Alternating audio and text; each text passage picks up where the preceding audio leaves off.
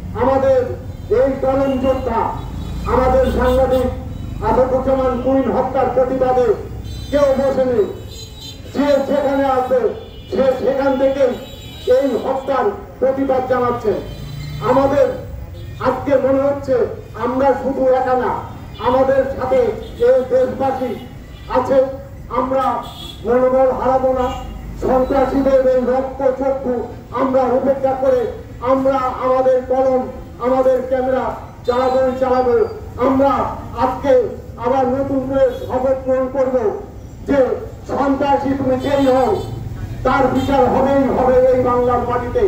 কোন অবস্থাতেই আমরা বিধবা হব না। আমরা আরো বলতে চাই কি অপরাধ ছিল এই আমাদের সাংবাদিক বন্ধু কুইনের পূর্বে সেই সাগরভূমি থেকে আজ অবধি একের পর একে হত্যা করেও আমাদের কিন্তু দমিয়ে রাখা যায় নাই। আমরা গর্জে উঠেছি প্রতিটা অন্যায়ের বিরুদ্ধে। আমরা কলম যোদ্ধারা আমরা কিন্তু ছিলাম, আছি, থাকবো।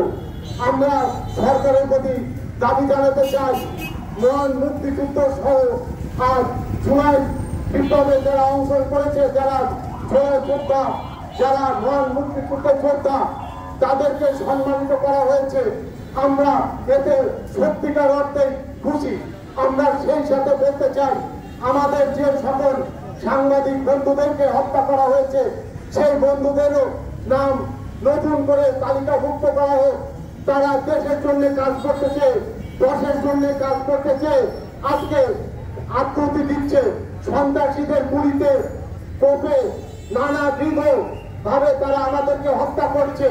আমাদের পরিচয়ের দায়িত্ব কে নেবে? আমাদের সন্তান, আমাদের পরিবার পরিজন, মা বাবা আজকে আহাজারি করছে।